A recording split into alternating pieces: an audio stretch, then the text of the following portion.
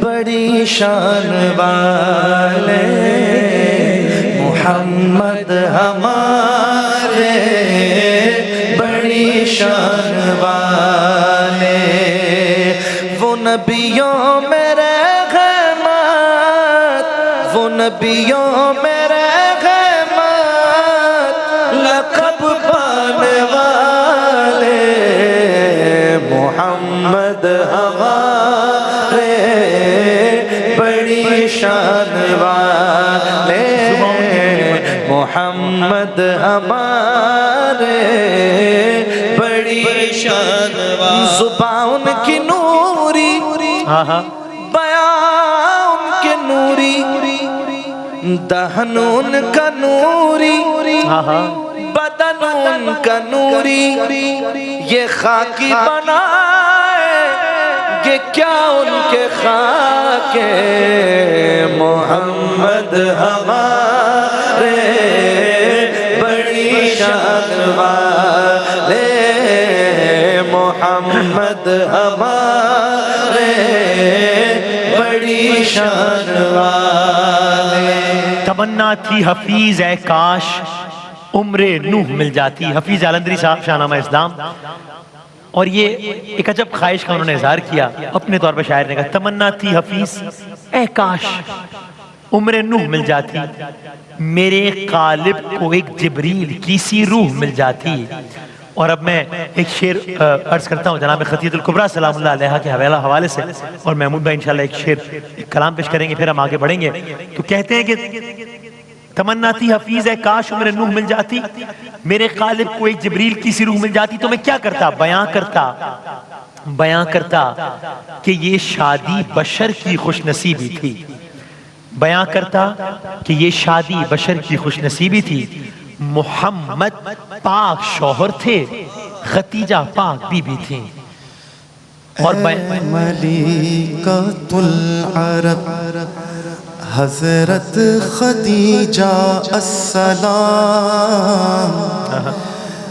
اے ملکۃ العرب حضرت خدیجہ السلام، اے ملکۃ العرب حضرت خدیجہ السلام۔ بیان کرتا کہ یہ شادی بشر کی خوش نصیبی تھی، محمد پاک شوہر تھے، خدیجہ پاک بی بی تھیں، بیان کرتا کہ گزری ازدواجی زندگی کیسی، نظر والوں کو ملتی روح کی تابندگی کیسی۔ اور اب یہ عقد ہو گیا جناب خطیۃ الکبریٰ سلام اللہ علیہ سے، اب شاعر آگے بڑھتے ہیں، کہتے ہیں بیان کرتا عرب میں عام تھا لطف و کرم ان کا، یتیموں اور بیواؤں کے دل میں تھا بھرم ان کا، اور بیان کرتا کہ سارا ملک کہتا تھا امی ان کو، چنا تھا رحمت باری نے ختم المرسلین ان کو۔ اور اب یہ آپ خانہ کعبہ کے مناظر دیکھ رہے ہیں، اور ساتھ میں واقعہ سنیے، ایک واقعہ ہوا، کیا واقعہ ہوا شاعر کی زبان میں سنیے، قبائل کا بہم تعمیر کعبہ کے لیے آنا۔ آج تو ہم خانہ کعبہ اس عالم میں دیکھ رہے ہیں، اب ذرا آج سے 14 سال پہلے جائیے، قبائل کا بہم تعمیر کعبہ کے لیے آنا، پھر کیا ہوا، لڑائی ہو گئی، اختلاف ہو گیا، کیا اختلاف ہوا، وہ سب کا سنگ اسود کے اٹھانے پر بگڑ جانا۔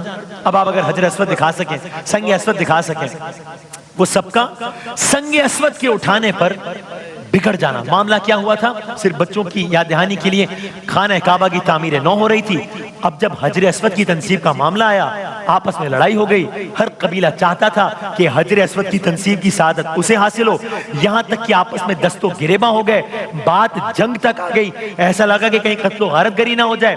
مل کر ایک فیصلہ ہوا، فیصلہ یہ ہوا کہ بھئی یہ طے کر لیتے ہیں کل کے دن جو سب سے پہلے خانہ کعبہ میں داخل ہوگا بس وہی اس معاملے کا فیصلہ کرے گا۔ شب گزری، سب صبح کے منتظر تھے، سب منتظر تھے کہ دیکھیں اگلے دن کون وہ پہلا شخص ہوتا ہے جو خانہ خدا میں تشریف لاتا ہے۔ اگلے دن کا سب کو انتظار تھا، سورج طلوع ہوا، سب نے دیکھا سب سے پہلے سرکار دو عالم وارث کعبہ سب سے پہلے کعبے میں تشریف لائے صلی اللہ علیہ وآلہ وسلم۔ صادق آ گئے، امی آ گئے، اب فیصلہ ہو گیا. کیا فیصلہ ہوا؟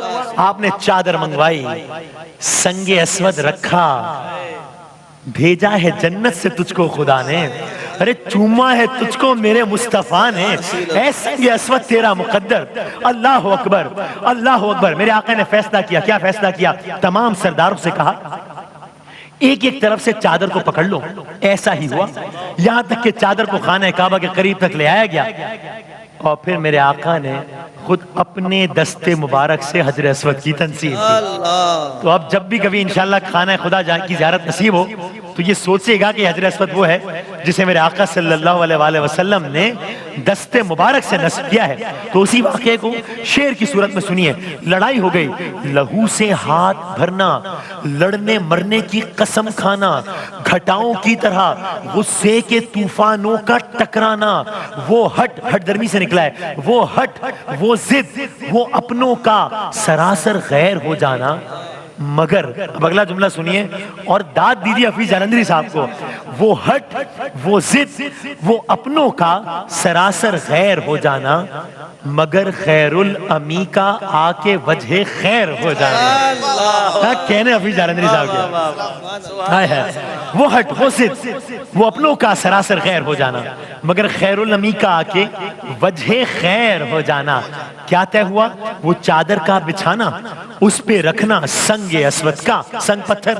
یہ زندہ معجزہ قبل نبوت تھا محمد کا صلی اللہ علیہ وآلہ وسلم. ابھی یعنی نبوت سے پہلے کا یہ عالم ہے. کتنا اطمینان ہے, مانتے نہیں ہیں لیکن جانتے ضرور ہیں. وہ پتھر نصب کرنا, آپ خود جھگڑے کا چک جانا, ختم ہو جانا, وہ ہر ایک جنگ جو کا آشتی کی سمت جھک جانا. امن و آشتی کہتے نا. پھر کیا ہوا؟ بات آگے بڑھتی ہے. یتیموں کی خبر لینا, غلاموں کی مدد کرنا, طلب کرنے سے نفرت, خود سوالی کو نہ رد کرنا. طلب کرنے سے نفرت, خود سوالی کو نہ رد کرنا. حفیظ جالندھری صاحب کہتے ہیں بیاں کرتا میں ساری حالتیں قبل نبوت کی, طبیعت کا وہ سوز و ساز, وہ تسکین خلوت کی, وہ کثرت کے مقابل ایک قوت لے کے آ جانا, وہ فرمان خدا یعنی نبوت لے کے آ جانا. اب نبوت کس طرح لے کر آئے, آفتاب ہدایت کا طلوع کس طرح ہوا, یعنی مظلوم دنیا کی دعائیں کس طرح لی. سرکار دو عالم صلی اللہ علیہ وآلہ وسلم اپنے ارد گرد کے حالات دیکھتے تھے. ہر طرف ظلم تھا, ستم تھا, لوگ غمزدہ تھے, بے قصوں کے دستگیر تھے نا میرے آقا. ہر طرف ظلم و زیادتی کا بازار گرم تھا. طاقتور لوگ طاقتور ترین تھے, کمزوروں کا کوئی والی وارث نہ تھا. میرے آقا کمزوروں اور مظلوموں کی داد رسی کرتے رہے, اپنے طور پہ کرتے رہے, لیکن پھر بھی ظاہر ہے ایک باقاعدہ سسٹم کی ضرورت تھی جو کہ جتنا بھی پسا ہوا طبقہ ہے اس کے مسائل کو ایڈریس کرے. اب سنیے, وہ مقصد جس کی خاطر آپ اس دنیا میں آئے تھے, وہ مقصد جس کی خاطر آپ اس دنیا میں آئے تھے, وہ قرآن جس کو انسانوں کی خاطر آپ لائے تھے, وہ پیغام محبت, وہ نجات اولاد آدم کی, زمین صدق پہ رکھنا نئی بنیاد عالم کی. اب اس کا وقت آ پہنچا تھا, اب وہ کام ہونا تھا, زمین تیار کرنا, نخل حق کا بیج بونا تھا.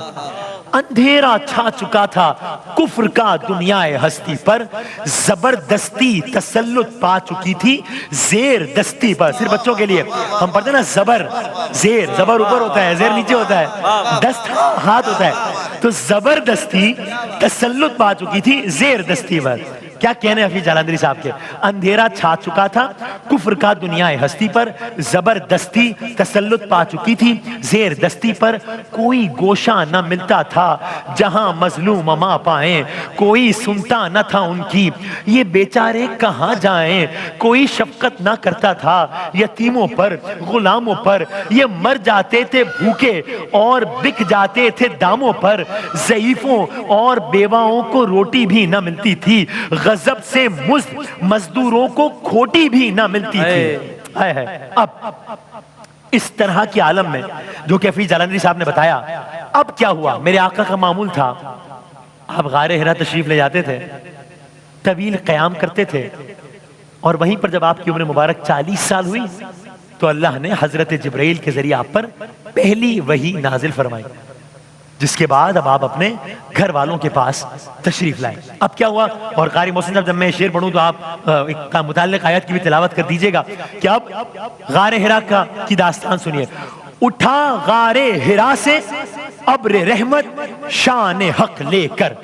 غار حرا نزول قرآن، پہلی وحی، پہلی آیت، یہ سب ذہن میں رکھیے گا. اٹھا غار حرا سے ابر رحمت شان حق لے کر، لبے اقرا بسمی ربک الذی خلق لے کر. اللہ الرحمن الرحیم.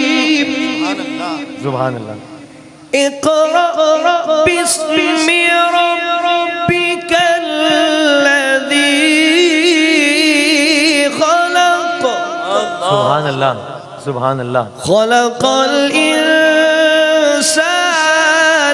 من علق. صدق اللہ العظیم. اٹھا غار حرا سے ابر رحمت شان حق لے کر، لبے اقرا بسمی ربک الذی خلق لے کر، سنایا آ کے اہل بیت کو مجدہ رسالت کا. اہل بیت یعنی گھر والے. سنایا آ کے اہل بیت کو مجدہ رسالت کا. انہیں ایمان پہلے ہی سے تھا حق و صداقت کا. اب کیا ہوا؟ کہا اس خالق ہستی کے جلوے پر رہو شیدا، اسی کا نام لینا چاہیے جس نے کیا پیدا. وہ جس نے گوشت کے ایک لوتھڑے کو زندگی بخشی، بنائی شکل انسان کی اور ایسی برتری بخشی. ذریعے اقرا بسم ربک الذی خلق ذہن میں ہے. ذریعے سے قلم کے جس نے دی تعلیم انسان کو، ذریعے سے قلم کے جس نے دی تعلیم انسان کو، سکھایا اس کو وہ کچھ جو نہ آ سکتا تھا ناداں کو. تو سرکار دو عالم صلی اللہ علیہ وسلم ابتدا میں لوگوں کو فردن فردن دین کی دعوت دیتے رہے اور گنتی کے پاکیزہ نفوس ان پر ایمان لائے. پھر اس کے بعد اللہ تعالیٰ کی جانب سے کھلے عام دعوت دینے کا حکم ہوا. اب آپ نے کیا کیا؟ اب ذرا اگر ہم کوہ صفا دیکھ سکیں، اگر ہم صفا کی پہاڑی دیکھ سکیں تو ذرا اس واقعے کا، اس صفا کی پہاڑی کو دیکھ کر سننے میں اور لطف آئے گا. اللہ تعالیٰ سب کو یہ منظر اپنی آنکھوں سے براہ راست دیکھنا نصیب فرمائے انشاءاللہ. اب یہ کوہ صفا کا منظر ہے، یہ ذرا اس سے پرانی ایک تصویر ہے اور اس وقت تو نہ جانے کیا عالم ہوگا. اب آپ یہ واقعہ سنیے. کوہ صفا پر چڑھ کر سرکار دو عالم صلی اللہ علیہ وسلم نے لوگوں کو دعوت حق دی. مطلب عجب نہیں کہ بس یہی کوئی وہ مقام ہوگا جہاں میرے آقا ایک اونچائی پر کھڑے ہوں گے، ہائے یہی کوئی مقام ہوگا. اب ذرا سنیے. چڑھا کوہ صفا پر ایک دن اسلام کا ہادی. چڑھا کوہ صفا پر ایک دن اس ہادی، ہدایت دینے والا، اسلام کا ہادی. اب ذرا اونچائی تھی نا. چڑھا کوہ صفا پر ایک دن اسلام کا ہادی. نظر کے سامنے تھی بستی، نظر کے سامنے تھی بستی انسان کی آبادی. صدا دی، آواز دی. کیا صدا دی؟ صدا دی اے قریشی مرد، اے قریشی عورتوں مردوں ادھر آؤ. آواز دی، پہاڑ پہ چڑھ کے صدا دی اے قریشی عورتوں مردوں ادھر آؤ. یہ اپنے کام دھندے آج طے کر دو، ادھر آؤ، سب چھوڑ دو، یہاں پر آؤ. اب کیا ہوا؟ مثال رات جو گرج ہوتی ہے، بجلی کی کڑک ہوتی ہے، اس کی طرح مثال رات ہادی کی صدا گونجی ہواؤں میں. زمین سے آسمان تک غلغلہ اٹھا فضاؤں میں. یہ کڑکا سن کے خلقت گھر سے نکلی، اس طرف آئی. یہ کڑکا سن کے خلقت گھر سے نکلی، اس طرف آئی. بڑھی انبوہ در انبوہ، دوڑی صف بصف آئی. اب لوگ اکٹھے ہو گئے میرے آقا کوہ صفا پر. اب کیا ہوا؟ اکٹھے ہو گئے آ کر جوانوں پیرو مردو زن، مرد عورتیں بچے بوڑھے سب آ گئے جوان. اکٹھے ہو گئے آ کر جوانوں پیرو مردو زن. بنی آدم کا جنگل بن گیا وہ کوہ کا دامن. نہیں، بنی آدم کا جنگل بن گیا یہ کوہ کا دامن. خطاب ان سے پیمبر نے کیا، اللہ کے بندوں، خلیل اللہ کے پوتوں، ذبیح اللہ کے فرزندوں، کھڑا ہوں میں تمہارے سامنے ایسی بلندی پر، دو جانب مجھ پہ روشن ہے جہاں اچھا برا منظر۔ اگر میں تم سے یہ کہہ دوں کہ اس کوہسار کے پیچھے، پہاڑ کے پیچھے، پہاڑوں کی بلند اور آہنی دیوار کے پیچھے چھپی ہے راہزنوں کی فوج، تم پر وار کرنے کو، گھروں کے لوٹنے کو، شہر کے مسمار کرنے کو، یہ کہہ دوں گر میں تم سے، تو کیا تم مان جاؤ گے؟ یقین آ جائے گا مجھ پہ؟ کوئی شک تو نہ لاؤ گے؟ یا میرا آقا نے کہا، اب جواب سنیے، ڈائلوگ ہو رہا ہے، جواب سنیے۔ کہا لوگوں نے ہاں سچا ہے تو یہ سب جانتے ہیں، کہا لوگوں نے ہاں سچا تو ہے یہ جانتے ہیں سب، تو بچپن سے ہی صادق ہے، امی ہے، مانتے ہیں سب، بھلا اس قول پر کیسے یقین ہم کو نہ آئے گا؟ یہ وہ لوگ کہہ رہے ہیں جو رسالت میں ایمان نہیں لا رہے۔ میں نے یہاں تک سنا کہ کہا کہ بھائی اگر میں کہہ دوں کہ اس پہاڑ کے پیچھے ایک لشکر ہے جو تم پہ حملہ آور ہے، یقین کر لو گے؟ کہاں کر لیں گے؟ کہاں کو یقین کر لو گے؟ کہا اس نے کہ اس زبان سے ہم نے کبھی سچ کے علاوہ کچھ سنا ہی نہیں، کبھی سنا ہی نہیں۔ یہاں تک میں نے کچھ اقوال میں سنا کہ کہا اچھا تم میری بات پہ یقین کر لو، پھر پہاڑ کے پیچھے جاؤ اور دیکھو کہ کوئی لشکر نہ ہو، پھر کیا کہو گے؟ تو کہا ہم یہ سمجھ لیں گے کہ ہماری آنکھیں اندھی ہو گئی، لیکن آپ سچ کہہ رہے ہیں۔ اتنا یقین تھا، اتنا یقین تھا۔ تو کہا لوگوں نے ہاں سچا ہے تو یہ جانتے ہیں سب، تو بچپن سے ہی صادق ہے، امی ہے، مانتے ہیں سب، بھلا اس قول پر کیسے یقین ہم کو نہ آئے گا؟ بلا چونو چرا مانیں گے، کوئی شک نہ لائے گا۔ یہ سن کر پھر بلند آواز سے سچا نبی بولا، اسی انداز سے قرآن ناطق نے دہن کھولا، بولتا قرآن، قرآن ناطق، اسی انداز سے قرآن ناطق نے دہن کھولا کہ اے لوگوں میرا کہنا نہایت غور سے سن لو، میں کہتا ہوں کہ باز آ جاؤ ظلم و جور سے، سن لو بہائم کی صفت چھوڑو، ذرا انسان بن جاؤ، برے اعمال سے توبہ کرو، شرماؤ شرماؤ، فواحش اور زناکاری مٹا دو، نیک ہو جاؤ، خدا کو ایک مانو اور تم بھی ایک ہو جاؤ۔ یغوث و لات و عزا کچھ نہیں، بے جان پتھر ہیں ان کے خداؤں کے نام، یغوث و لات و عزا کچھ نہیں، بے جان پتھر ہیں، جنہیں تم پوچھتے ہو وہ تو خود ہی تم سے کمتر ہے، ہی ہے خالق ہے، وہی خالق، وہی سچا خدا، معبود ہے سب کا، وہی مطلوب ہے سب کا، وہی مسجود ہے سب کا۔ اب بس آج کی دن تک گفتگو تمام ہو رہی ہے۔ بتوں کی زندگی، بتوں کی بندگی کے دام سے آزاد ہو جاؤ، بتوں کی بندگی کے دام سے آزاد ہو جاؤ، خدا کے دامن توحید میں آباد ہو جاؤ۔ پھنسا رکھا ہے شیطان نے تمہیں باطل کے پھندے میں، نہ رکھا فرق تم نے کچھ خدا میں اور بندے میں۔ اب یہ میرے آقا صلی اللہ علیہ وآلہ وسلم نے اپنی، اگر میں اپنے الفاظ میں اسپیچ کا ایک حصہ مکمل کر لیا ہے کہ جہاں ان کے جو نیریٹو ہے اس کو نگیٹ کیا ہے، اب اپنا نیریٹو کیا دیا، دوسرا رخ کیا ہے گفتگو کا، یہ انشاءاللہ کل عرض کریں گے۔